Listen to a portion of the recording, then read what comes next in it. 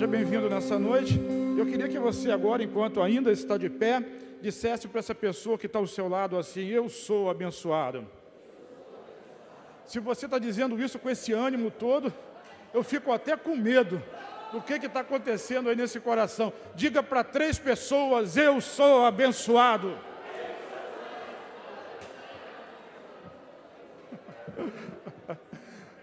A primeira começou forte, mas a segunda e a terceira fraquejou, né? Então me ajuda agora a profetizar na vida dessa pessoa e diga para ela assim: você é abençoado.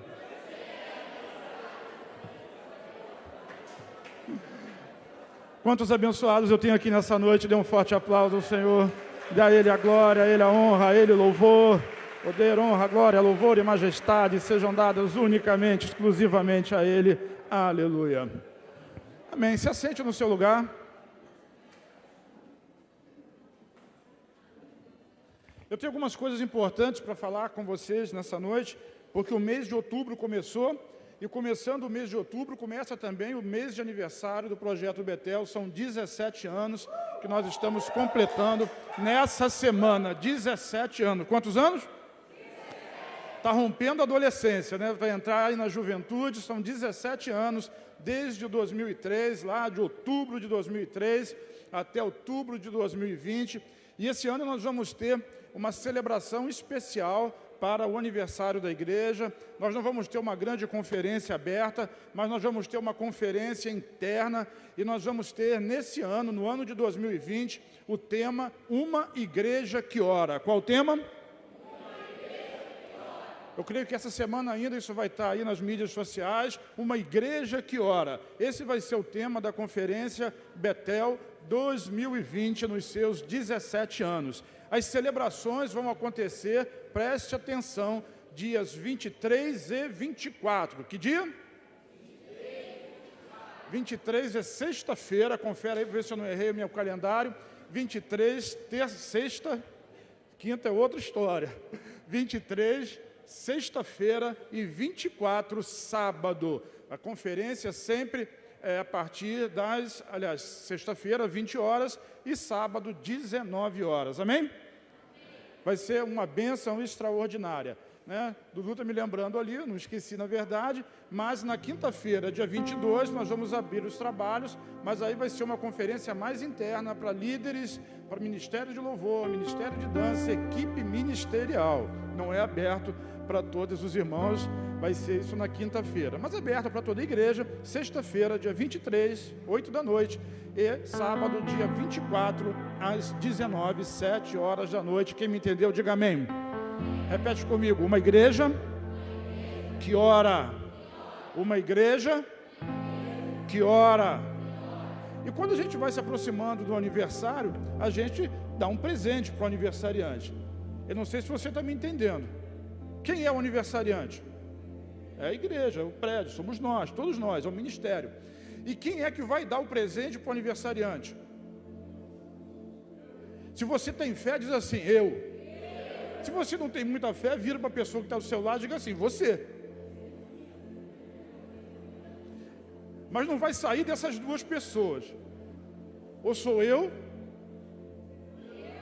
ou é. Na melhor das hipóteses, somos. Então é isso aí. Somos nós. E nós vamos fazer então um presente, né? Eu vou começar aqui abrindo os trabalhos e você vai dizer assim: eu vou dar um presente tal. Assim, o Senhor colocou no meu coração que o valor que eu vou começar esse presente para a nossa igreja vai ser de R$100. Ok? Então eu vou dizer assim: cadê o pastor? Cadê as anotações rápidas? E assim, nós vamos começar com R$100, eu vou dizer assim: eu vou dar R$100. E não é para você repetir não, estou dizendo que eu vou dar R$100. Eu vou abrir com R$100, e eu quero ver pelo menos aqui 10 pessoas, pelo menos 10 pessoas que vão fazer uma oferta de R$100 comigo para o aniversário da igreja. Lembrando que, calma aí, antes de levantar as mãos, se passar de 10 não tem problema. Essa oferta precisa ser feita essa semana, porque esse presente tem que ser revertido em alguma coisa, Marcelo. E nós vamos dar um jeito, nós vamos pintar pelo menos o paredão de fora, de preto, vamos botar textura nele, de alto a baixo. Como eu prometi esse ano, a gente não deixaria todas as obras para cima da hora. por conta de pandemia e de outras coisas. Então, assim, o altar foi remontado, tem aqui o aquário, a iluminação foi feita, o piso está feito, e nós vamos dar retoques aqui no altar, vamos dar retoque na nossa aparência de fora, né? O presente é esse, né? O dinheiro vai ser revertido aí, ok? Amém? E isso precisa ser feito rápido. Então você precisa passar o cartão ou precisa fazer oferta, porque a gente tem que transformar esse recurso em obra antes do dia 22. Dia 22 tem que estar pronto. 22 tem que estar pronto, Marcelão. Como o Marcelo ensinou aqui outro dia, a gente tem que saber. Segura aí. Agora sim, eu vou abrir com R$100. Quem mais levanta a mão comigo? Pastora Anelita, Samara. Fica em pé então. Quem vai com R$100 comigo? Fique em pé, por favor. Me ajuda aqui, anota esse lado de cá, por favor. Cíntia, pastor Gleice anota o lado de cá. Pastor Gleice anota aqui à esquerda, você anota aqui à direita. Vai dizendo o nome da pessoa e a pessoa vai sentando.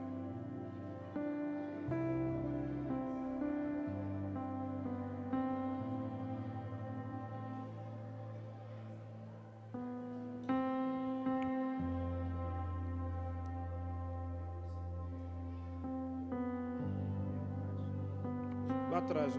Anotou? Beth.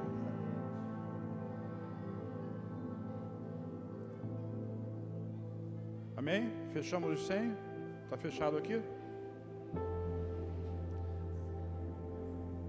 Mas aí a Cíntia anotou. Deixa eu fechar.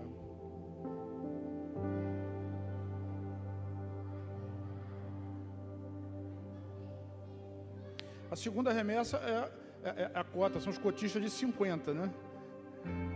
Para um Deus deu 100, para o outro Deus deu 50. Aqueles que vão poder fazer uma oferta de R$50, se manifesta agora. Fique em pé, por favor. É o presente da igreja, R$50. Vai pelos nomes aqui.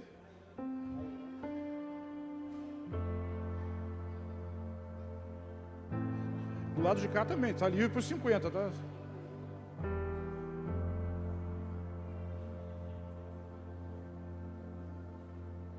Por que eu faço isso? Porque em qualquer conferência, normalmente, você cobra inscrição. Você vai fazer a inscrição, vai botar pulseira. E o recurso que a gente usa, que as igrejas usam na conferência, eles vêm em cima do valor da inscrição que é cobrada. A última que nós fomos, por exemplo, ela custou antecipadamente R$65. A inscrição antecipada. Então, como eu não cobro inscrição, é livre, eu quero que todos possam participar, e aqueles que têm condição de fazer um presente, de fazer uma oferta, na verdade eles custeiam, né? Todo o projeto do aniversário para aqueles que infelizmente ainda não têm condição de fazer essa contribuição. Pronto aí os de 50?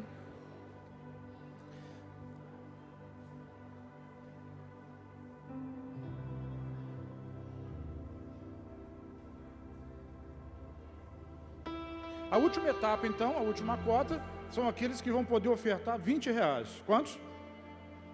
Que feio, quanto? 20. Se você é de 20, fica em pé. Se você não tem constrangimento, entendeu? E é isso aí. É quanto você está podendo hoje, quanto você pode fazer hoje. Agora de R$20 a minha esquerda aqui e a minha direita. Tem alguém reclamando comigo porque eu não comecei com 1.000. Né, Samuel? Felipe e Samuel estão quase brigando um com o outro aqui, porque 1.000. Se o desejo do seu coração é fazer uma oferta maior, não se sinta envergonhado, apenas quando você colocar no envelope, escreva aniversário da igreja e bota lá R$1.200.000, como você preferir, né? Fique à vontade. Para você que está em casa, está acompanhando pelo YouTube, pelo nosso canal, daqui a pouco vão aparecer as contas da igreja, quando nós formos fazer o momento de oferta, e você também é livre para poder fazer esse presente. Você que é do ministério, você que é distante, né, e que nos acompanha através do vídeo, também vai poder fazer a sua oferta. As contas vão estar aí na tela da sua televisão, do seu celular, e é importante que você depois entre em contato com a nossa tesouraria e mande o comprovante, para poder dar baixa e a sua oferta, ela também ficar registrada para a honra e para a glória do Senhor, amém? Os de 20 já foram anotados? Apóstolo, eu não tenho 20. Tá bom, então você vai escrever aniversário da igreja, vai colocar o quanto você puder, amém? Quem pode dizer um amém comigo? Então dá um glória a Deus, fique em pé e vamos fazer agora a oferta, vamos trazer dízimos e ofertas e devolver na casa do Senhor nessa noite. A Bíblia diz, Deus ama o que dá com alegria. Hoje eu vou falar um pouquinho a respeito disso, de generosidade, mas agora é a hora em que nós vamos fazer a nossa parte, trazer o nosso culto, entregar a nossa oferta, a nossa gratidão ao Senhor, em forma de ofertas de primícias e em forma dos nossos dízimos que nós vamos devolver ao Senhor.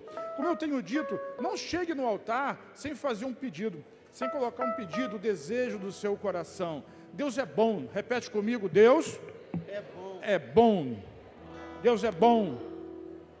Acho que você não acredita nisso, Deus é bom. Você pode até ser ruim, mas Deus é bom. Você pode até ser não muito confiável, mas Deus é fiel. Aleluia. Aplausos a Ele a honra, a glória, louvor, poder e majestade. Aleluia, glória a Deus, amém, amém, querido, seja bem-vindo mais uma vez, que a boa mão do Senhor esteja sobre a sua vida, esteja sobre a sua casa e te abençoe, porque o Senhor, Ele é favorável a você. Entenda isso, querido, Deus é favorável a você. Deixa ele pertinho deles, que isso aí já vai render um pouquinho, né? Deus é favorável a você, Deus não é seu adversário, Deus Ele é a seu favor, Ele é abençoador, Ele derrama glória, Ele derrama graça, a bondade de Deus está sobre você. Sabe, a gente vive num mundo que é muito imediatista, por isso eu queria falar nessa noite sobre uma nova história. Repete comigo. Diga de novo, só os homens? Só as mulheres? As mulheres jantaram, né? Só os homens?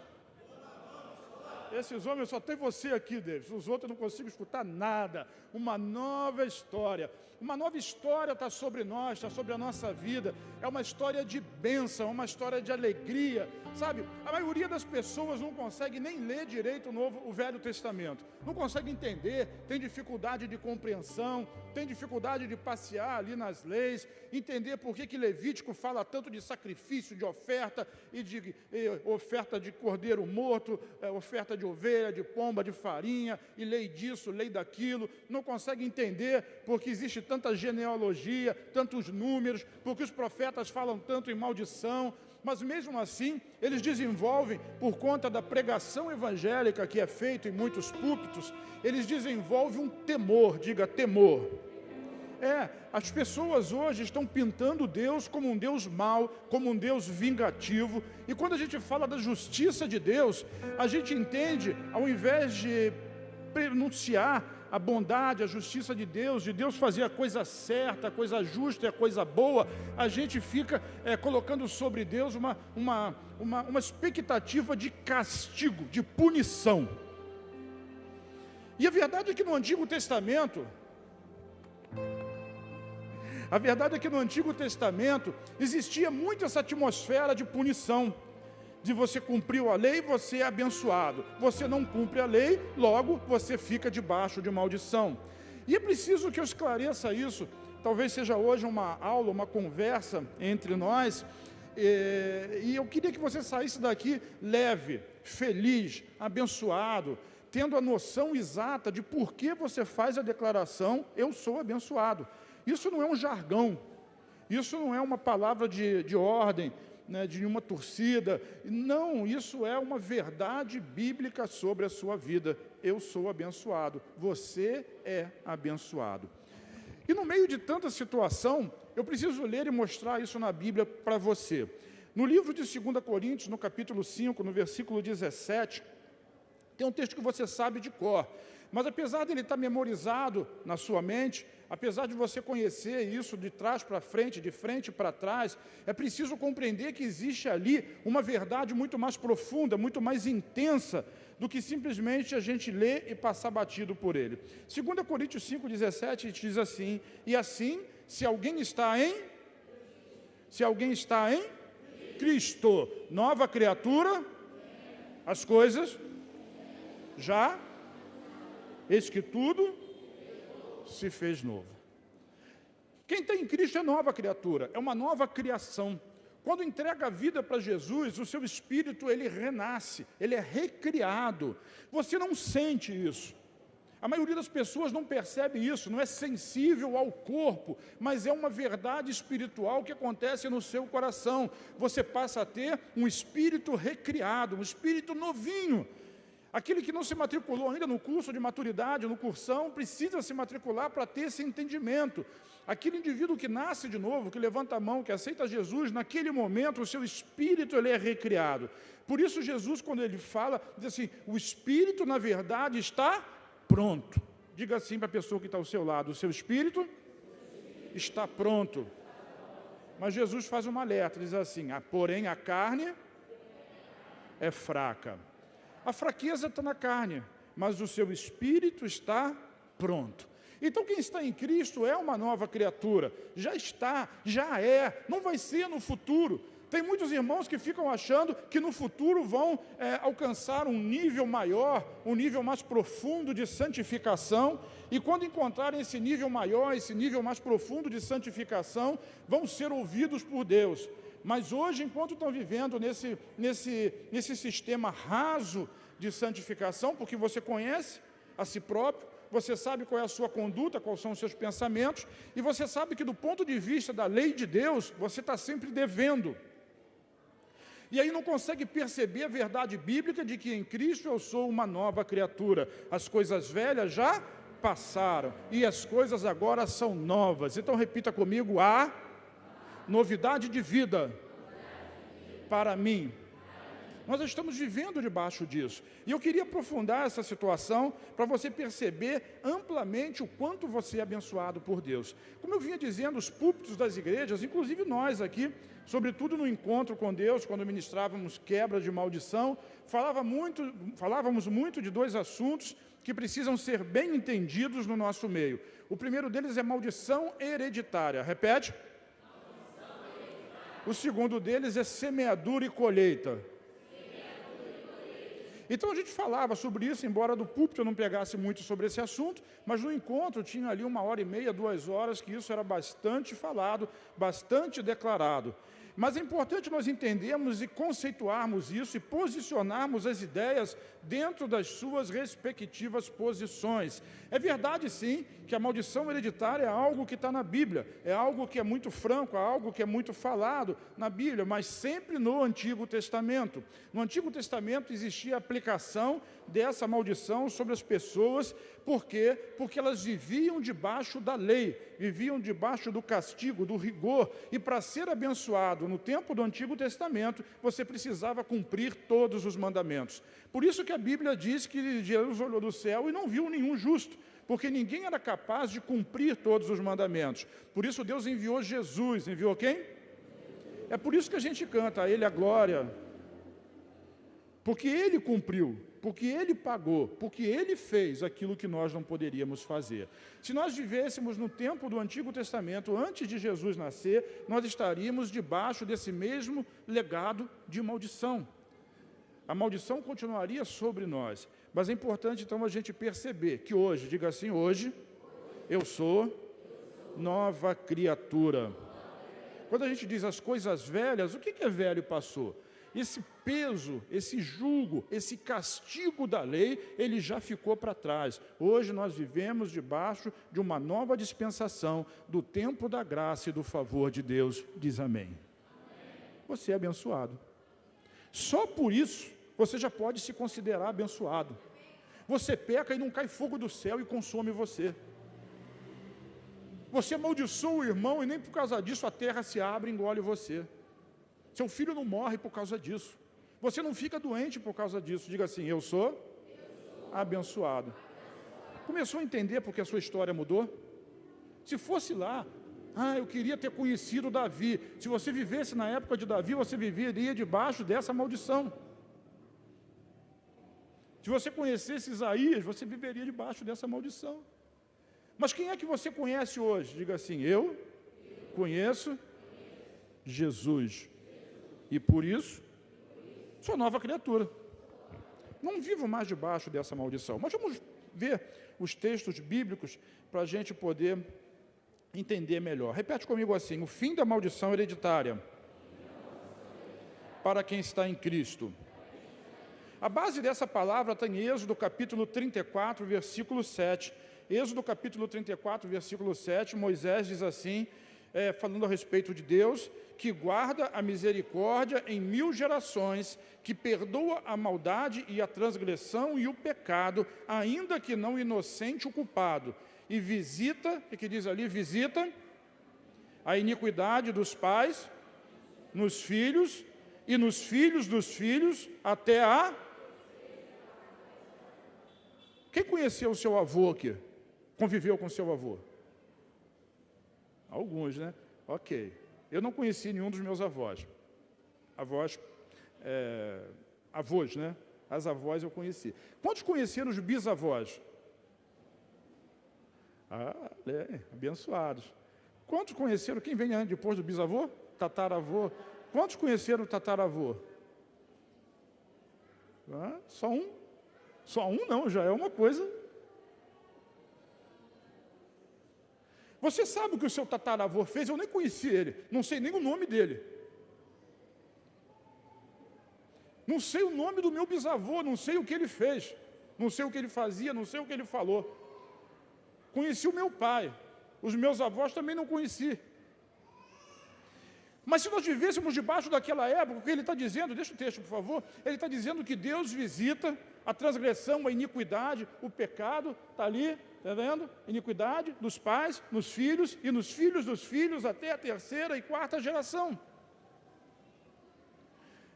Se eu tivesse debaixo desse legado, por exemplo, meu pai foi fumante durante décadas, certamente eu teria que ter, colhendo uma maldição que é geracional, algum problema com vício. Que não fosse do cigarro, mas que fosse de bebida, ou de drogas, ou de remédio, ou de medicamento, ou de outra coisa qualquer, porque eu estaria debaixo de um legado de maldição hereditária, porque meu pai foi assim. Minha mãe morreu de Alzheimer. Se eu vivesse debaixo desse legado, eu teria medo todo dia de que essa doença pudesse também cair sobre mim, porque eu estaria debaixo de uma punição hereditária, de algo que aconteceu com eles, que poderia ser resultado de algo que aconteceu com os pais deles, ou com os pais dos pais deles. Quem pode ser abençoado assim? Ninguém no Antigo Testamento vivia uma vida livre, achando que a bênção de Deus ia chegar, mas a expectativa, como diz lá em Hebreus capítulo 10, era uma expectativa horrível, horrenda, de punição, de castigo, porque eles nunca sabiam o porquê estavam pagando um preço, porque estavam pagando um preço dos pais, dos filhos, dos filhos, dos filhos e dos filhos dos filhos. Repete: eu sou abençoado. Porque a gente vive numa era diferente. Se você for lá para o começo do texto, ele diz assim: Deus é bom, né? Que guarda a misericórdia até quantas gerações? 1000. Se você levar em conta que uma geração dura 40 anos, autores divergem sobre isso, e se a gente levar em consideração que a Terra, diferente do que os historiadores aí dizem, que tem bilhões de anos, a humanidade tem cerca de 7.000 anos, 6.000 e poucos anos, 7.000 anos. Pega 7.000 aí e divide por 40. Cadê? Faz a calculadora, quem é bom de matemática. 7.000 anos da humanidade, divide por 40, uma geração, deu quanto? 175. Sabe o que isso significa? Quem é crente aqui? Que Deus abençoa você e visita você com a bênção, misericórdia, até quantas gerações? Significa dizer que a mesma bênção que estava sobre Adão, ela continua sobre você. Porque se Adão viveu há 7.000 anos atrás, como a Bíblia diz, nós não chegamos ainda a 1000 gerações. Diga: eu sou abençoado. Deu para entender como Deus é? Aqueles que não têm Cristo, eles vivem debaixo desse estigma maligno. E como eu disse, a gente ministrou isso muito no encontro. Na experiência do pastor Isaías, certamente que falou muito sobre isso, ele viu muitas vezes pessoas acometidas disso. Por que a gente fala no encontro? Nem estão falando mais. Mas por quê? Porque as pessoas que vêm do mundo, elas não têm Jesus, elas não estão debaixo da graça, elas não conhecem a Cristo, não receberam o Cordeiro, logo elas estão vivendo ainda debaixo da lei, da punição, do castigo, da força, do esforço próprio. Eles precisam merecer para conquistar. Diga assim, eu não. Deus é bom, irmão. É por isso que eu digo, você é abençoado. A gente não consegue entender, a gente não consegue compreender essa dimensão. Mas vamos tentar Deus explicar isso para você. No livro de Jeremias, Deus faz um paralelo entre aquilo que era naquela época e aquilo que seria no futuro. Jeremias 31, 29 a 34 diz assim, naqueles dias já não dirão. Deus está falando através do profeta, e o profeta está apontando para o futuro. Digo, o profeta aponta para o futuro. O profeta ele estava apontando para o futuro. Esqueci de botar a gravação para funcionar, que coisa linda, né?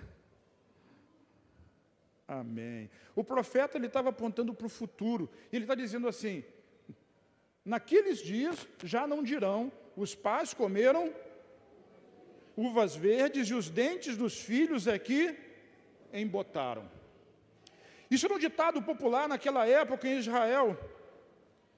O pai comia uva verde, siquenta, o vinho de uva verde, o vinagre, e os dentes dos filhos é que embotavam. O que significa isso? Que um comia e que o outro pagava, que um errava e o outro assumia a culpa, um assumia a dívida e o outro é que pagava. Mas Deus está dizendo, naqueles dias que vão chegar, já não vai se dizer mais isso. Esse ditado não existe mais. Naqueles dias, Jeremias aponta, os pais comeram uvas verdes e os dentes dos filhos é que embotaram. Pelo contrário, diz o profeta, cada um morrerá por causa da sua própria iniquidade. Quem comer uvas verdes é que ficará com os dentes embotados. E ele acrescenta, eis aí vem dias, diz o Senhor, em que firmarei nova aliança com a casa de Israel. Repete comigo, nova aliança. Nova aliança com a casa de Israel e com a casa de Judá. Não segundo a aliança que fiz com os seus pais, no dia em que os tomei pela mão para os tirar da terra do Egito, pois eles quebraram, o que eles fizeram? A minha aliança, apesar de eu ter sido seu esposo, diz o Senhor. Israel é a esposa, Deus é o esposo.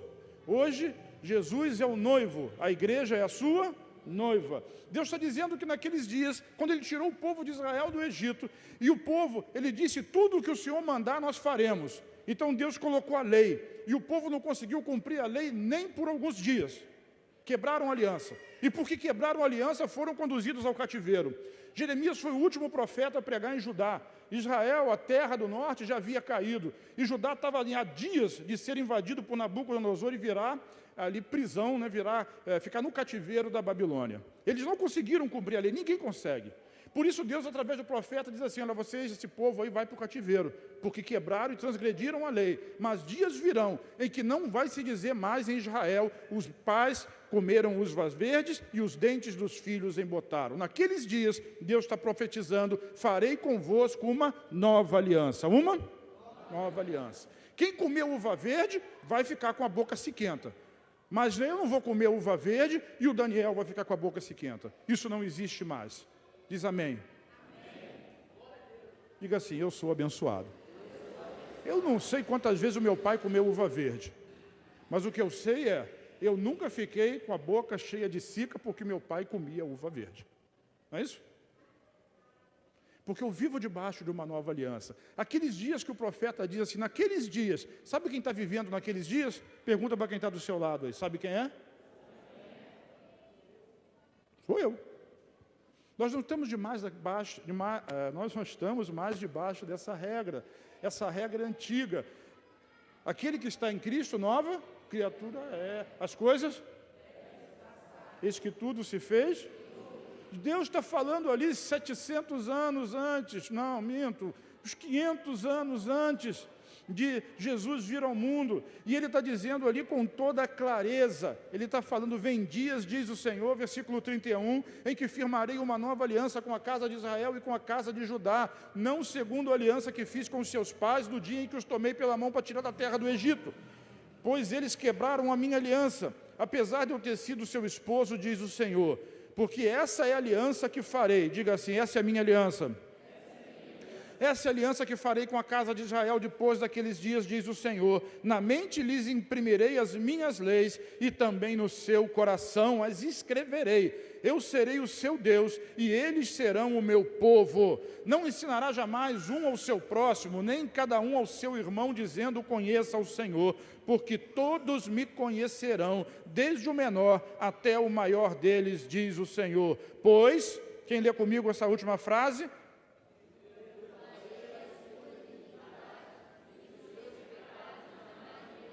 De novo.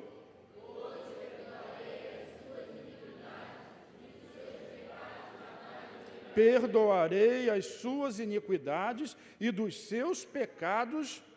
Quando? Quando? Jamais me lembrarei. Nunca mais se dirá a Israel, os pais comeram uvas verdes e os dentes dos filhos é que ficaram embotados. Diga, eu sou abençoado. Essa é uma nova aliança, a aliança da graça sobre a qual nós vivemos. É por isso que a gente pode fazer essa declaração. Isso não tem a ver com aquilo que você sente, isso não tem a ver com aquilo que você fez, isso não tem a ver com aquilo que você faz, e isso não tem a ver com aquilo que você vai fazer. Tudo a ver com aquilo que Jesus fez. A Ele a glória. Quando a gente canta isso, a Ele a glória. Sabe por que canta? Porque o que tinha que ser feito, quem foi que fez? E a glória de quem? Dele. O problema é que a gente quer a glória para nós, né? Israel quebrou a aliança por causa disso. Eu mereço, eu faço, eu cumpro, eu sou santo. Graças te dou que eu não sou igual esse Samuel que está com a mãozinha ali no ombro da Cíntia. Pronto, falei. Estava de mão dada, com a mão no ombro, está para todo mundo ouvir, eu posso falar, não posso? Qualquer problema resolve com o Felipe ali, olha.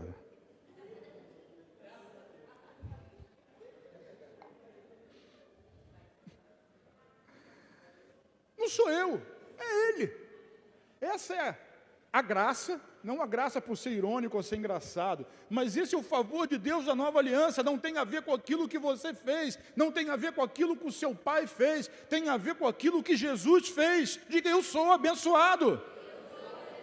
Vou mostrar para vocês. Quando fala em Hebreus capítulo 10, versículo 17, volta o texto para mim, Hebreus capítulo 10, versículo 17, que a gente acha assim, poxa, isso é a novidade maravilhosa, essa é a principal cláusula da nova aliança. E diz assim, acrescenta também dos seus pecados e das suas iniquidades, o que diz? Quem diz isso? Tudo bem, você não sabe quem é o autor de Hebreus, mas o autor de Hebreus disse que dos seus pecados e das suas iniquidades jamais me... Mas quem foi o autor dessa frase? Deus. E quando foi que ele disse isso a primeira vez? Através do profeta Jeremias, 500 anos antes de Jesus vir. Só está repetindo aquilo que Deus já profetizou. Diga, eu sou abençoado. Dos seus pecados e das suas iniquidades jamais me lembrarei. Sabe quem lembra do seu pecado? Você. Sabe quem mais lembra do seu pecado? O diabo acusador. Eles lembram do seu pecado. O que você precisa lembrar? De que você é justiça de Deus em Cristo Jesus. O que você precisa lembrar? Que o diabo já está condenado. Tem alguém condenado aqui? Só ele. Diga, eu sou abençoado. Vamos caminhar mais um pouquinho, porque o tempo ruge. Eu vou mostrar para vocês João capítulo 19, versículo 28 a 30. Olha porque a gente canta a Ele a glória. Depois, vendo Jesus que tudo já estava consumado, para que se cumprisse a Escritura, disse. Ou seja, Jesus já tinha completado a sua obra, faltava uma única coisa. Onde é que ele estava quando fez essa declaração? Diga, na cruz, pendurado. Ali ele tinha a visão da cruz, a sensação da dor e da morte chegando. Ele olha para as pessoas E o texto que ele fala é exatamente isso. Depois, vendo Jesus que tudo estava consumado, ou seja, ele já tinha feito toda a obra, para que se cumprisse a Escritura, ele disse, o que é que ele falou? O que é que ele disse? Tenho sede. A Bíblia diz assim, estava ali, diga assim, ali do lado, no pé da cruz, o que tinha ali? Um vaso cheio de vinagre. O que é vinagre? Vinho azedo. Lembra da profecia de Jeremias? Os pais comiam uvas verdes e os dentes dos filhos se embotavam. Então Jesus da cruz, para terminar a obra, essa é a última parcela, a última obra, o último feito de Jesus. Ele, vendo que tudo já tinha sido feito, ele diz, eu tenho sede. Jesus não disse que tinha sede porque ele estava desidratado, embora certamente o tivesse. Mas ele disse, eu tenho sede, porque a sede que ele manifestava era a sede da sua libertação, era a sede da sua cura. Ele estava vendo ali João, Maria Madalena, ele estava vendo ali as gerações que viriam depois, de Paulo, de Timóteo e de tantos outros. Ele estava vendo ali você, diz seu nome. Ele teve sede naquela cruz porque ele precisava consumar uma obra, ele precisava provar do vinagre, do vinho de uvas verdes, porque ali os dentes de Jesus ficaram como? Embotados. A cica, o sabor, ele bebeu, ele tomou, ele provou, para que definitivamente nenhum de nós diga, eu sou abençoado, para que definitivamente nenhum de nós mais precisasse pagar pelas culpas dos nossos pais, dos nossos avós, dos nossos bisavós. Toda a maldição hereditária Jesus levou sobre si na cruz. E ele disse o quê? Tenho sede. E bebeu. Ele bebeu. Repete. Vira para esse cara que está do seu lado, para essa senhora que está do seu lado, diga assim, para que você não precisasse beber. Nunca mais. Repete para dar ênfase, nunca mais. Agora, isso é para todo mundo? Vamos voltar a 2 Coríntios 5,17. E assim, se alguém está em nova... Mas se alguém não está em Cristo? Não é nova criatura. E está debaixo da lei. Mas assim, se alguém está em Cristo, nova criatura é. Essas coisas. Tem alguém em Cristo aqui? Então diga, eu sou abençoado. Percebeu por que isso não é uma frase de efeito? Tem uma razão, tem um motivo, tem uma lógica. Agora, se o incrédulo diz, eu sou abençoado, por quê? Porque o meu pai é abençoado. Da mesma forma que se o pai comer uva verde, o dente do filho não vai ficar cheio de cica, se o pai comer a uva madura, o dente do filho não vai ficar docinho. Cada um que comer a uva terá o resultado dela. Posso ouvir um amém? Amém. Quem prova do vinho novo, do sangue de Jesus, que é coberto por ele, esse está em Cristo. E quem está em Cristo, nova criatura é. E os outros continuam debaixo de maldição. Então você vai ver, gente. É por isso que quando a gente declara o Salmo 91, a gente diz assim, 1000 cairão ao meu lado, 10.000 à minha direita, eu não serei atingido. Porque 1000 pode estar debaixo da culpa, debaixo da condenação, debaixo da lei, mas eu não estou. Quem não está? Eu estou em Cristo. Por isso, quem está em Cristo, entende? Está em Cristo. Quando você come da ceia, quando você come do pão e bebe do cálice, você está dizendo, eu estou nele, eu faço parte dele, eu sou um com ele, a minha vida é a vida dele, ele vive em mim. Paulo diz isso, Cristo vive em mim. É disso que eu estou falando. E isso não é uma coisa sentimental, não é poético, não é para fazer música nem poesia. Essa é a verdade bíblica da palavra de Deus sobre a sua vida. Você está em Cristo e você é uma nova criatura. Então, bebendo vinagre numa esponja, num caniço, tocaram na boca de Jesus, e quando ele tomou o vinagre, disse, está consumado. E inclinando a sua cabeça, entregou o seu espírito. Quem matou Jesus? Não tem nada a ver com essa pregação, mas é uma pergunta curiosa. Quem matou Jesus? A resposta é, ninguém. Olha como é que o texto termina. Ele disse, inclinando a cabeça, lê para mim aí.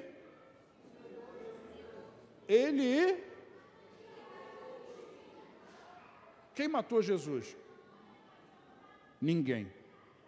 ele foi o matadouro como oferta. Ele entregou a sua vida.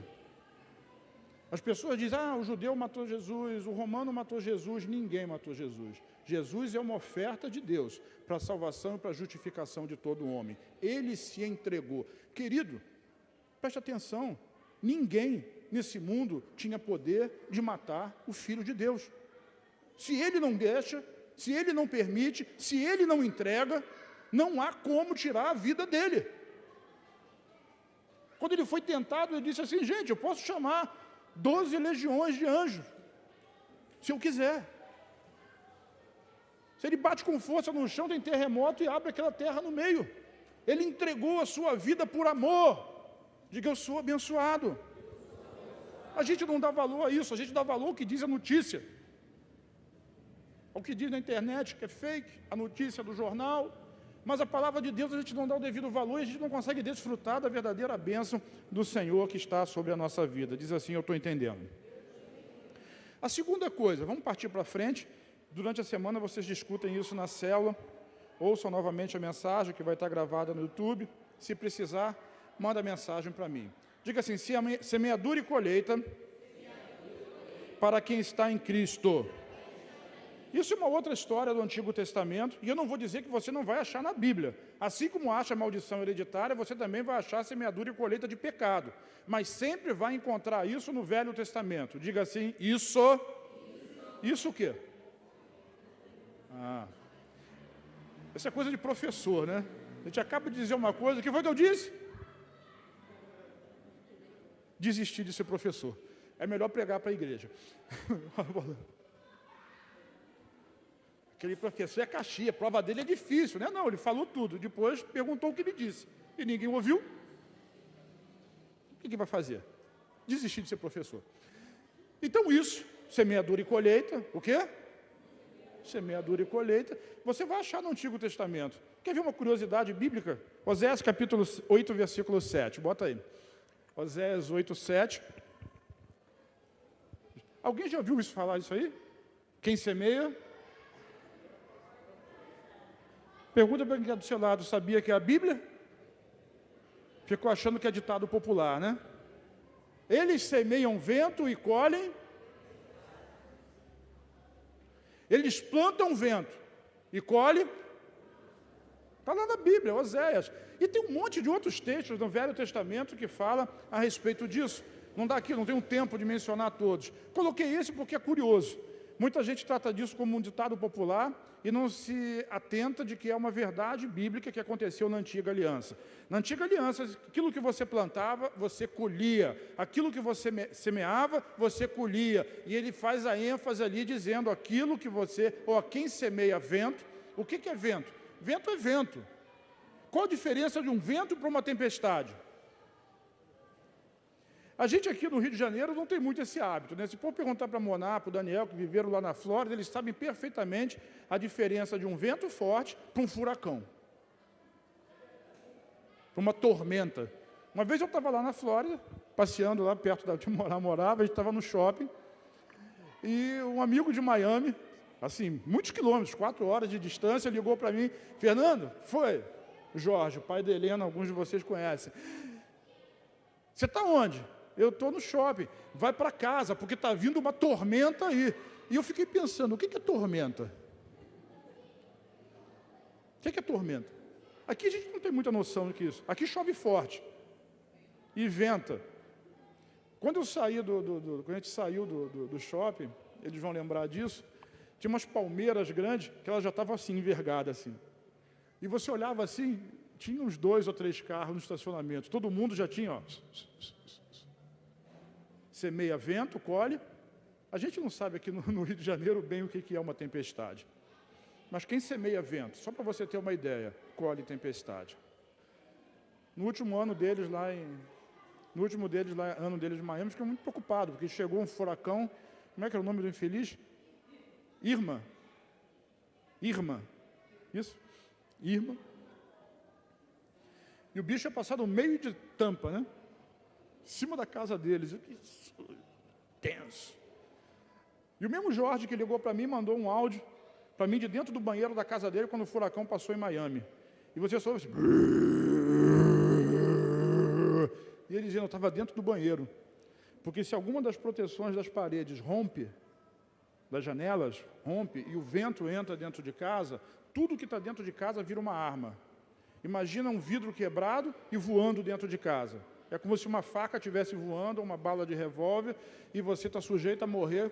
Não é por causa do vento. É por causa do vento.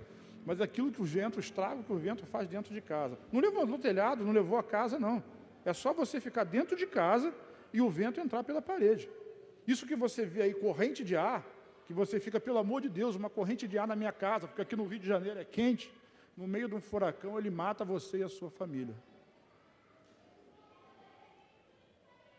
Então você semeou um ventinho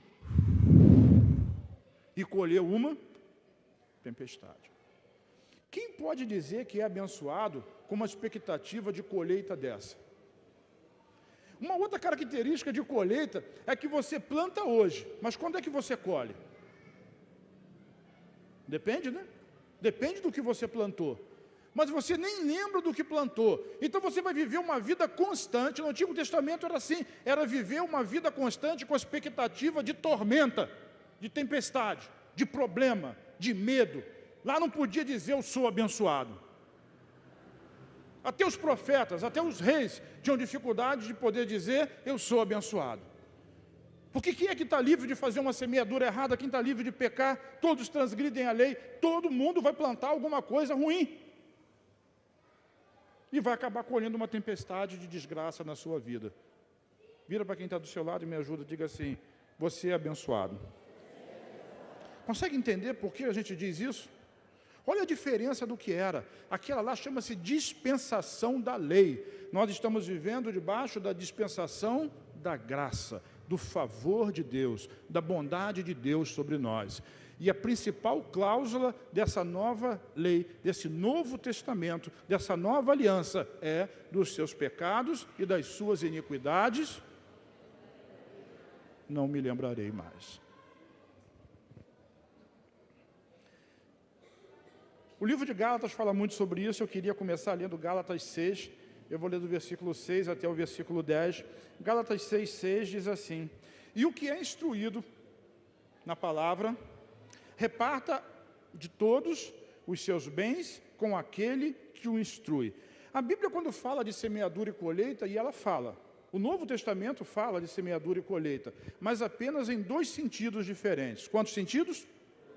90% do Novo Testamento fala em semeadura e colheita no que diz respeito a dinheiro, a bens e a recursos, a fazer o bem. E 10% fala de um outro tipo de semeadura que daqui a pouco eu vou falar com você, se der tempo. Então, quando o Novo Testamento aplica a lei da semeadura, já a partir de Paulo, a partir dos apóstolos, ele está sempre falando de semear coisas boas e colher coisas boas. Então, repete comigo, eu semeio o bem e colho o bem. Então, hoje, se você semear um erro, você não vai colher uma tempestade. O máximo que você vai ter e terá é a consequência da sua semeadura, ou seja, a consequência do seu ato. O pecado, ele continua sendo punido. O pecado continua sendo pecado. Vamos deixar isso bem claro, né? E que fique gravado. Aqui ninguém é a favor do pecado, aqui ninguém bate palma para o pecado, aqui ninguém diz que está livre para adulterar, pode dormir com a namorada, transar com ela, ficar com ela. Eu estava ouvindo o Tiago receber um áudio outro dia, diz o que você acha, irmão, se é certo ou errado, fazer tatuagem, ficar, e beber, e cheirar, e não sei o quê. E começou a falar um monte de perguntas assim, eu fiquei olhando para o lado, meio de rabo de olho, coisa esquisita. Eu quero dizer aqui que nós não somos a favor do pecado, e o que a Bíblia chama de pecado continua sendo pecado. Alguém pode dizer amém comigo? Amém. O que eu estou dizendo para você é que o seu pecado, ele não vai trazer colheita, ele vai trazer consequência. Ok? Consequência diferente de colheita. Lá, lembra de Jeremias, ele diz assim, agora, aquele que comer uva verde, a sua boca vai ficar sequenta, ou seja, você é responsável pelo pecado que você comete. Mas Deus não perdoou? Perdoou. Claro que perdoou. Se não perdoasse, você estaria colhendo tempestade, fazendo colheita. Deus perdoou, mas a consequência você não controla. Mas eu sou livre, amém. Ninguém é obrigado nem a ir para o céu. Você pode escolher o que quiser. Você pode escolher dormir com essa garota, ou dormir com esse rapaz. Mas se a consequência for uma gravidez, ela não é maldição vinda de Deus, ela é consequência do pecado. Você pode escolher colocar a mão no fogo. Mas você tem a oportunidade de escolher, eu vou colocar a mão no fogo e não vou me queimar? Não. Isso é colheita? Não, é consequência. Eu posso colocar o dedo da tomada. Pode? Claro que pode. Mas você pode escolher não levar o choque? Não, porque isso é uma consequência. Compreende a diferença? Todos nós estamos debaixo de consequência. Se você quebra a lei do país, você é preso. Pode ser crente, pode ser pastor. Está aí, a pastora Flor de Lis. Se tudo ficar confirmado que matou o marido, vai acabar o mandato e vai acabar presa. Ela está colhendo maldição? Não. Ela está recebendo a consequência do seu erro, do seu pecado, do seu crime. A consequência vem, não tem jeito. Só que a consequência, normalmente, ela vem rápido. Normalmente, vem rápido.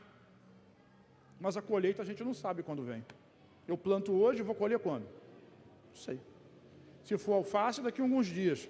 Se eu plantar uma semente de carvalho, talvez alguns anos. Mas ela também vai vir. Está todo mundo assim. Diga, eu sou abençoado. Porque você não está mais debaixo da colheita de pecado. A única semeadura e colheita que o Novo Testamento fala na Nova Aliança é bens, é dinheiro, é coisas boas. Então a nossa colheita sempre é boa. Posso ouvir um amém? Amém. Vamos continuar. Então, Gálatas 6, onde Paulo fala muito sobre isso, diz assim: e o que é instruído na palavra, reparta de todos os seus bens com aquele que o instrui. Quem é instruído na palavra? É o aluno, é o discípulo, é o irmão. Então, o que a Bíblia diz em respeito de semeadura e colheita? Aquele que recebe a instrução precisa repartir os seus bens. Repartir o quê? Com aquele que instrui. Então, o que nós entendemos disso? É que a igreja é responsável pelo bem-estar do pastor, por exemplo, daquele que prega a palavra, daquele que ensina a palavra. Se o pastor passa necessidades financeiras, materiais, a responsabilidade é da igreja. É uma semeadura ruim. Paulo está ensinando, semeie, divida os seus bens. Está lendo ali? Reparta de todos os seus. O que está escrito? Não, mas fala alto para eu ouvir. Eu sou pastor. Eu estou ensinando a palavra. Pelo menos ouvir isso eu posso, né? Vamos lá? Diz ali.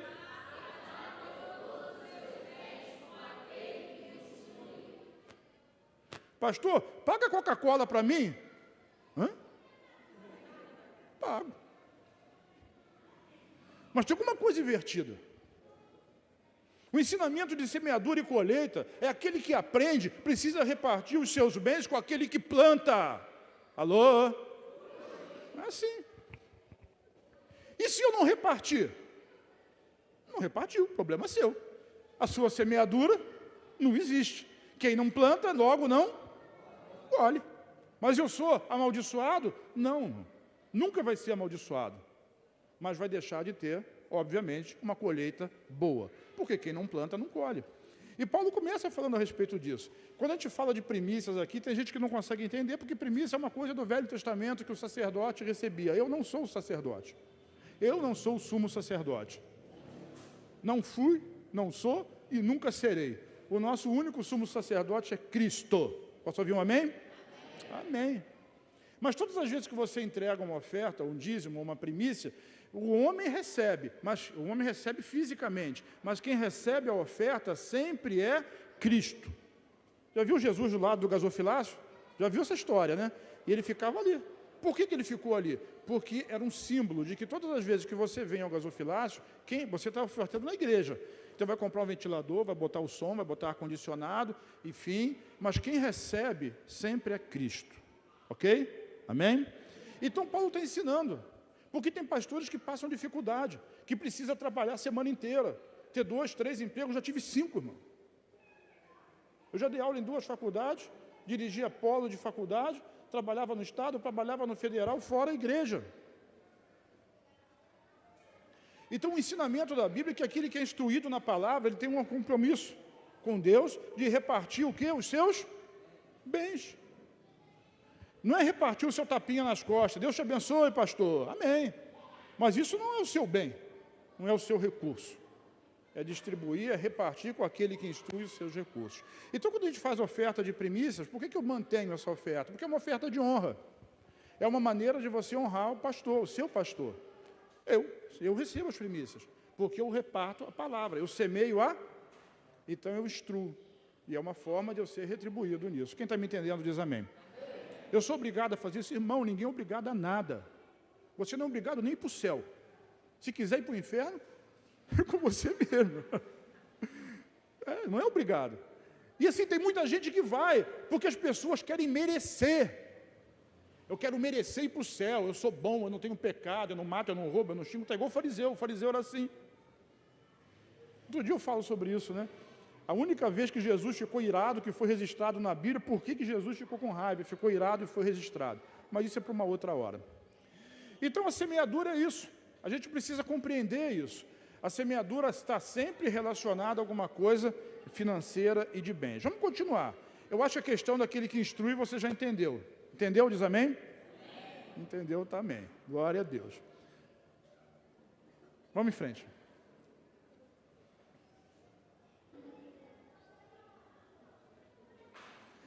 Não erreis. Deus não se deixa escarnecer. Porque tudo que o homem semear, isso também ceifará. Porque o que semeia na sua carne, da carne ceifará corrupção. Mas o que semeia no Espírito, do Espírito ceifará a vida eterna. E não nos cansemos de fazer o bem, porque a seu tempo ceifaremos, colheremos, se não houvermos desfalecido. Então, enquanto temos tempo, façamos o bem a todos, mas principalmente aos domésticos da fé. Então, o que ele está dizendo a partir do versículo 7 é que a gente não pode errar, porque aquilo que o homem semear, isso ele vai colher. Ele diz, de Deus ninguém zomba, ninguém escarnece, ninguém engana. Tinha uma época aqui na igreja que as pessoas chegavam com o envelope vazio. Todo mundo vinha para o altar. Aí quando o tesoureiro ia abrir o envelope, estava lá um grande nada. Estava semeando vento. Se fosse no Antigo Testamento, o que ia colher? Você abriu o envelope e saía, quase o vento saía assim na sua cara. Não sei se continua esse negócio sendo assim. Procurar saber. Então as pessoas fazem assim. Agora não se deixe escarnecer. Mas perceba, em algum momento aqui no texto, você ouviu falar de semear pecado? Em algum momento você ouviu falar de semear iniquidade? Em algum momento você ouviu falar de semear transgressão? Diga, não. Porque não tem. Não vai achar. Está falando de bens. Reparta os seus bens com aquele que instrui. E quando ele continua mais para frente ali, ele diz, olha, façamos o quê? O bem a todos, mas principalmente aos domésticos da fé. Repartir, entregar, ser generoso. É disso que a Bíblia está falando a respeito de semeadura e colheita no Novo Testamento. E Deus não se deixa escarnecer. Se você planta com generosidade, daqui a pouco eu falo um pouquinho mais sobre isso, Deus vai te dar uma colheita certa. Ele diz ali, a única coisa que você não pode é desfalecer. Diga, desfalecer. É desanimar, desistir. Às vezes está tão perto e você desiste. Mas a gente sabe que uma semente, ela não nasce no outro dia. Dependendo da espécie, dependendo da semente, ela precisa de tempo de maturação para poder brotar. Mas o que Deus está garantindo na palavra é que toda semente que você planta, ela vai germinar e vai brotar na sua vida. Toda semente de pecado, amém? Não, toda semente de bem. E o bem aí é dinheiro, são bens materiais, mas são coisas boas. Se o indivíduo é iracundo, é irritado, ele não está semeando bem, mas se ele é amável, se ele é cordial, ele também vai receber cordialidade, amabilidade. Se ele abre a porta, se ele oferece comida a alguém que está precisando, se ele oferece hospedagem, abrigo, é semeadura, está semeando bem, ele vai colher. Quando eu estava para mudar para Niterói, eu já passei algumas dificuldades, porque é caro. Mas quando eu estava para mudar e perguntei para Deus se eu posso, porque eu tinha uma promessa no Jardim Catarina e continuo tendo. E quando eu fui mudar para lá, Deus disse assim, o que eu faço? E Ele disse assim, essas 2 casas aí, semeia. Então, semeia. Se eu semeio casa, ou seja, eu não cobro pela casa, eu colho casa. Ano passado, o ano retrasado, tive uma crise muito grande, atrasou o condomínio, atrasou tudo, a confusão. As pessoas não ficam sabendo disso, né? Não procuram saber, acham que o pastor está sempre bem, está sempre tudo bom, né? A conta de luz não chega, a conta de gás não chega, o juro do banco não vem, o cheque especial não estoura, a prestação do carro. A gente não tem esse problema, não tem esse problema, né? Não tem. Daqui a pouco eu vou dizer por quê, porque eu sou rico. Mas as fases ruins acontecem na vida.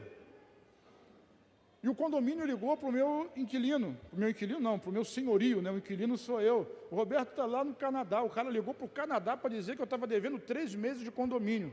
3 meses de condomínio lá dá uns 4 mil reais, arredondando. Aí o Roberto ligou para mim, o que houve? Aí eu expliquei para ele, cara, aconteceu isso, isso e isso. Porque quando vence o terceiro, entra em cobrança. E o terceiro venceu num fim de semana e eu não pude pagar, eu ia pagar na segunda-feira, né? A pastora ia lá, porque tinha que pagar pessoalmente, em espécie, e eles não querem saber, sabe? O mundo não quer saber, o mundo cobra. Não tem perdão. Aí ligou para lá, eu expliquei para ele, não, o dinheiro está lá, tá tudo certo, agora teve um rolo e tal, atrasei, estou com 1 ano de IPTU atrasado, acabei de pagar agora, mandei para ele um relatório, ele falou, o cara nem é crente, eu falei, amém? Sabe, o diabo quer envergonhar a gente. Então, aquele que instrui, quando é que ele desfalece? Quando ele não vê retorno. Quando a igreja não se importa. Quando a igreja não se preocupa. Aí faz com que o pastor desfaleça. O cara quer tomar conta da vida do outro. Se ele tem muito. Mas se está com dificuldade, ninguém quer saber disso. E quando isso acontece na igreja, irmão, preste atenção. Não estou falando nem em causa própria, embora o seja. Quando isso acontece na vida da igreja, não tem semeadura. E a igreja perde. Perde por quê? Porque não tem colheita. Eu estou sendo amaldiçoado. Não, não tem nada a ver com maldição. Maldição Jesus já levou na cruz. Tem a ver com plantar o bem e colher o bem. Tem a ver com não plantar nada e não colher nada. É isso que tem a ver. Então isso faz com que o indivíduo desfaleça. Mas aí Deus me encheu de glória. O cara falou para mim assim, não se preocupa com isso. Eu confio em você. Você é crente. E eu pensei assim, glória a Deus, porque eu dei um bom testemunho. Porque tem crente que não dá para confiar, né? Porque está todo mundo tão quieto hoje. Tudo silêncio. Será? Eu estou contando história para você daqui, da vida, né?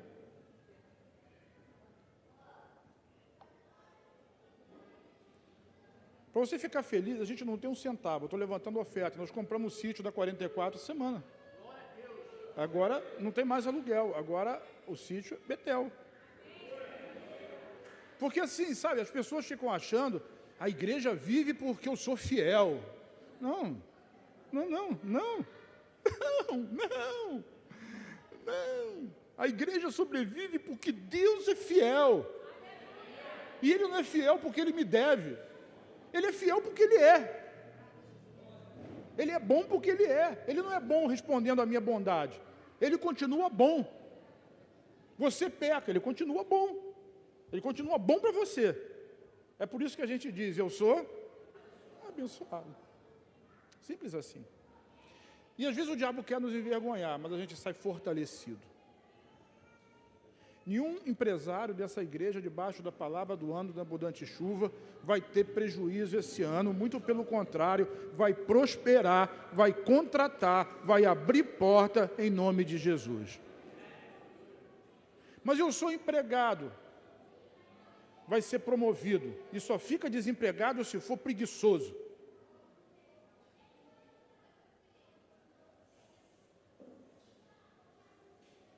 Porque Deus está me amaldiçoando por causa da minha preguiça? Não, é consequência. Simples assim. É consequência. Consequência da sua preguiça. Salomão fala, né? Vai ter com a formiga, ó. Olha para a formiga, você sabe. Vê se ela fica com preguiça de trabalhar. Então, em crise de emprego, para crente não tem. Não tem. Creia. Vamos continuar. Então essas coisas desfalecem.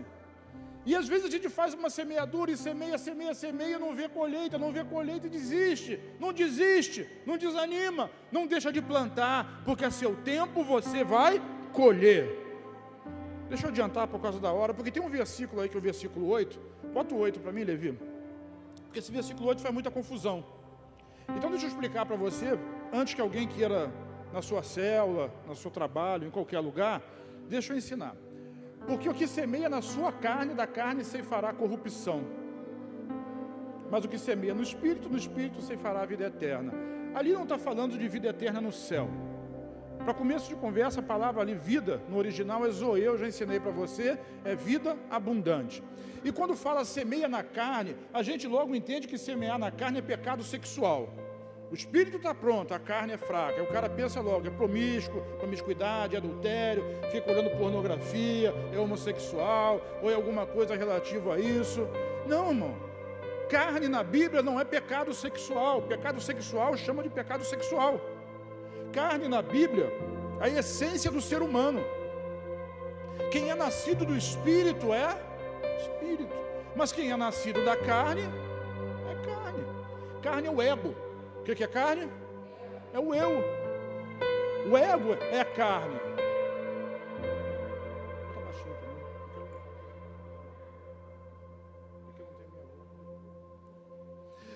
Quem semeia na carne, semeia no ego. E vai colher o quê? Corrupção, um fruto corrupto. É avareza. Vai colher um fruto avarento. Eu vou lá e semeio R$2.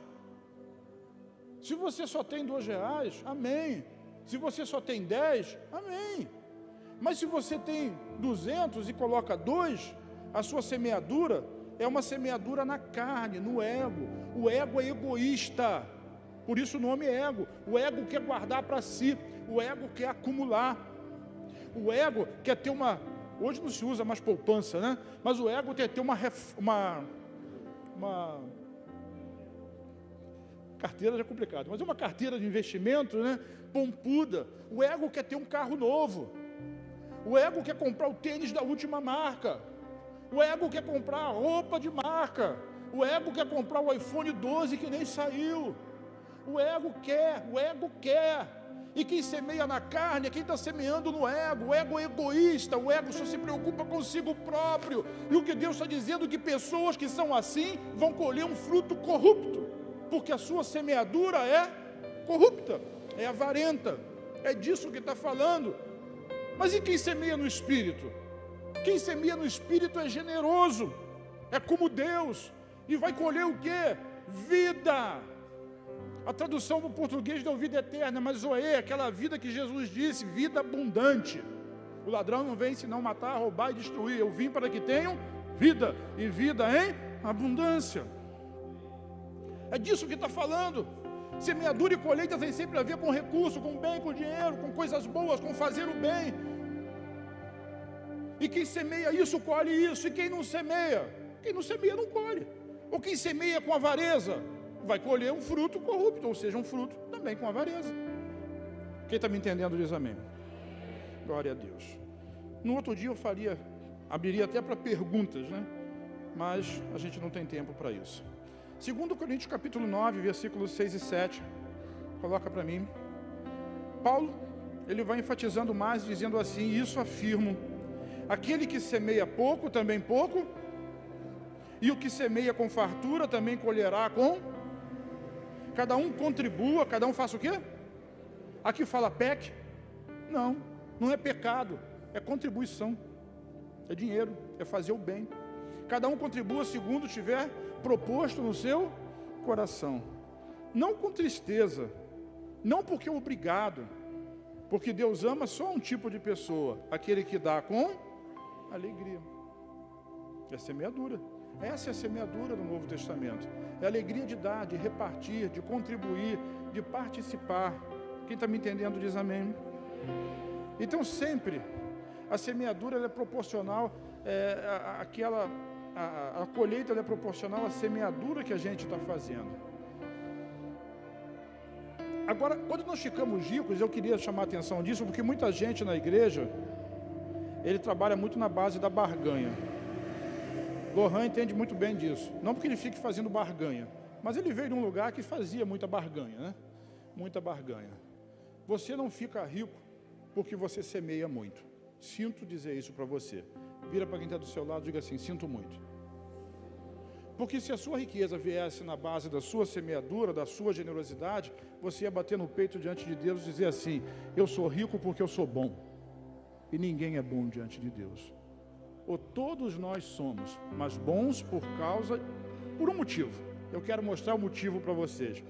O capítulo anterior, 2 Coríntios 9, Paulo fala de semeadura e colheita. No capítulo 8, no versículo 9, olha só o que diz, 2 Coríntios 8, 9. Porque já sabeis a graça de nosso Senhor Jesus Cristo. Você já sabe, porque eu prego toda semana sobre a de quem? A graça de nosso Senhor Jesus Cristo. Jesus Cristo, ele era o quê? Rico.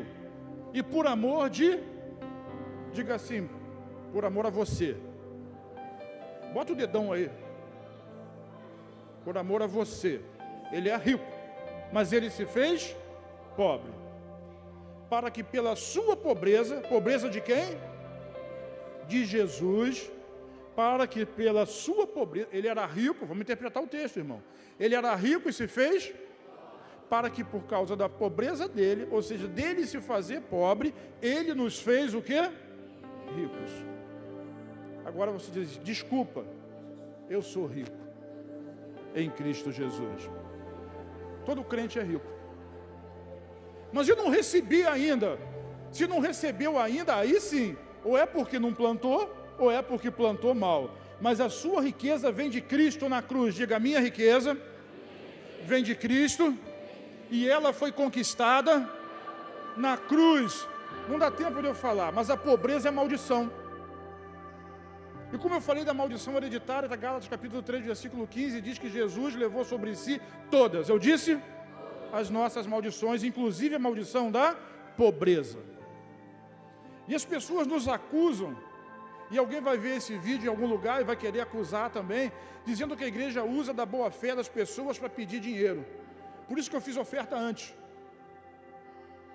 Eu não estou aqui para extorquir ninguém, irmão. Eu estou aqui para pregar a palavra de Deus.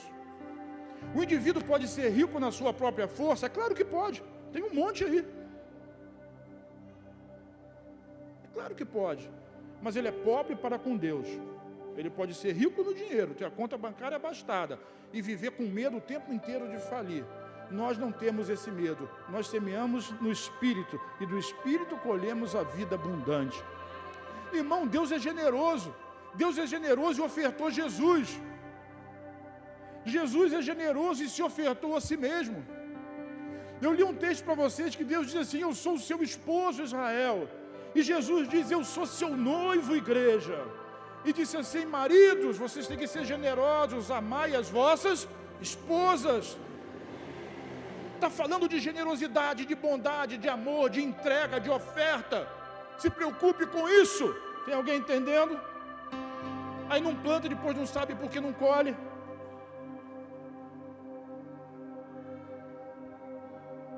Nós somos ricos em Cristo. E Paulo lá em 1 Timóteo, capítulo 6, versículos 17 a 19, olha o texto. Ele está falando para você, diga para mim, está falando para os ricos. Diz em Timóteo. Está falando com quem? Está falando para os ricos. Manda os ricos, Paulo diz, desse mundo, que não sejam altivos, nem ponham esperança na incerteza das riquezas, mas em Deus, que abundantemente nos dá todas as coisas para delas gozarmos. Tem algum problema de eu curtir? Não. Está escrito, Deus dá. Para quê? Para você aproveitar. O que adianta você guardar uma fortuna no banco? Igual Jesus contou a história da parábola do celeiro, né? Construiu celeiros e celeiros, derruba celeiro, a colheita rendeu muito. Se hoje pedir a tua alma, para que vai ser?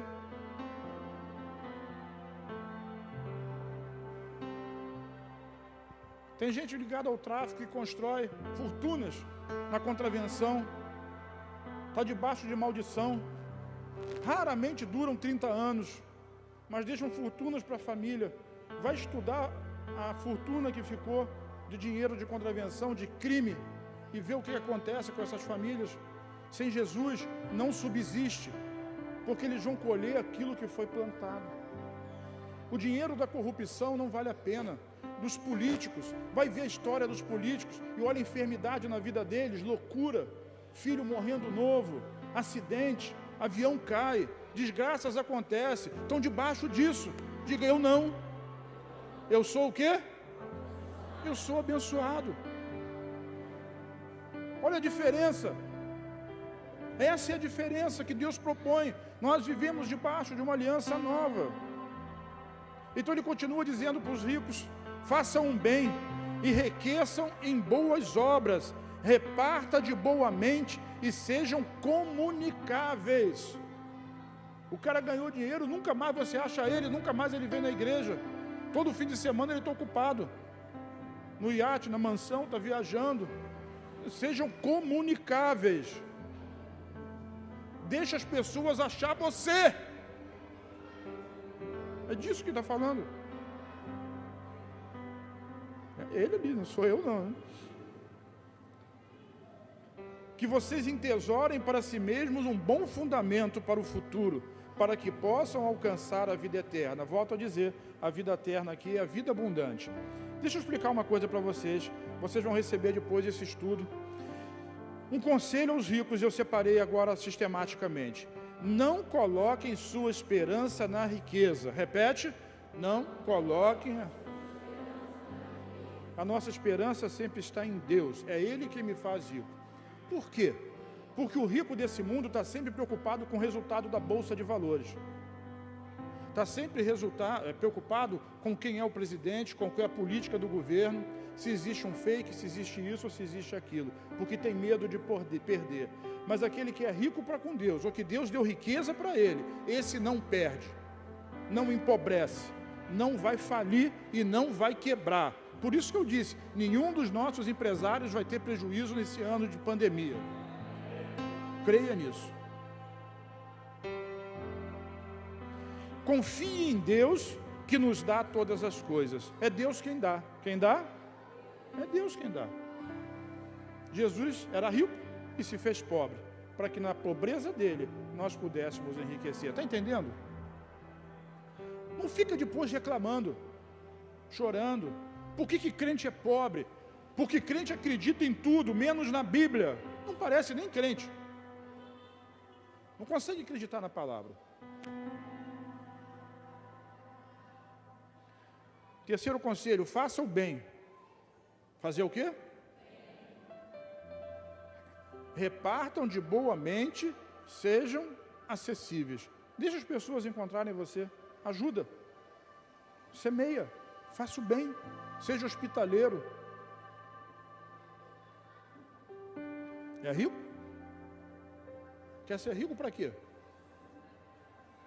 Para que você acha que Deus dá riqueza para um irmão?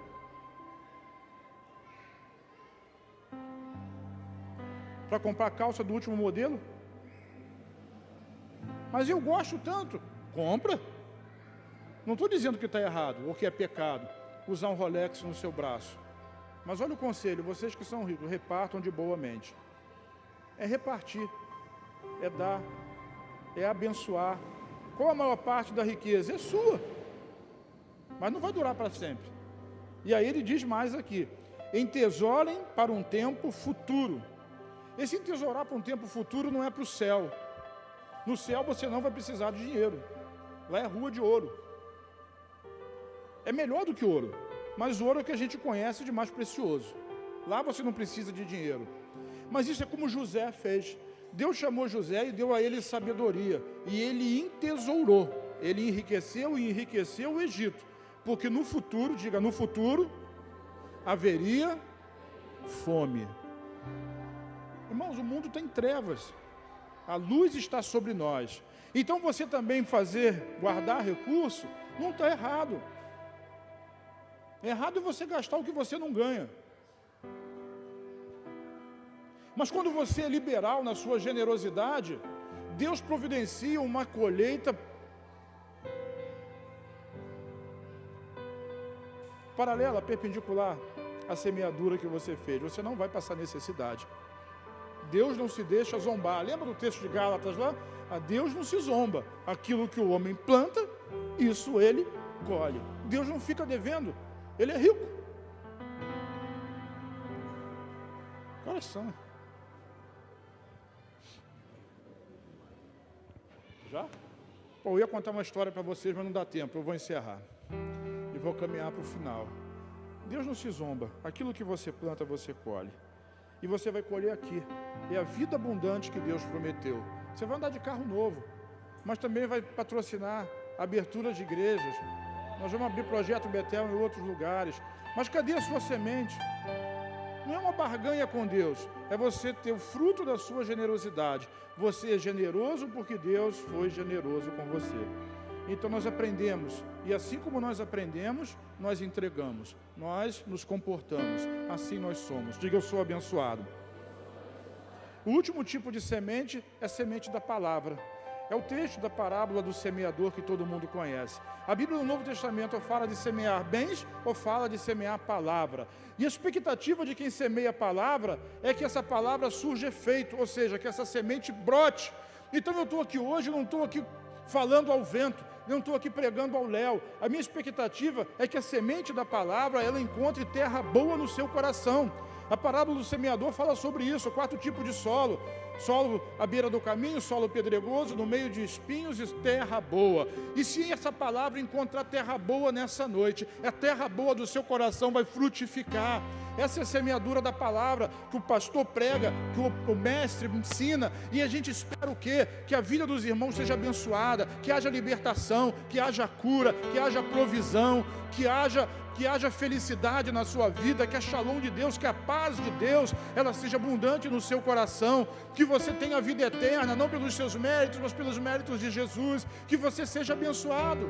A expectativa minha, eu sei que eu não vou colher amanhã, vai fazer 17 anos que eu prego só nesse projeto Betel, fora o tempo da outra igreja, e a minha expectativa é que haja crescimento, que essa semente brote na sua vida, é a semente da palavra. Jesus falou sobre isso. E esses são os 2 tipos de semeadura que existem no Novo Testamento.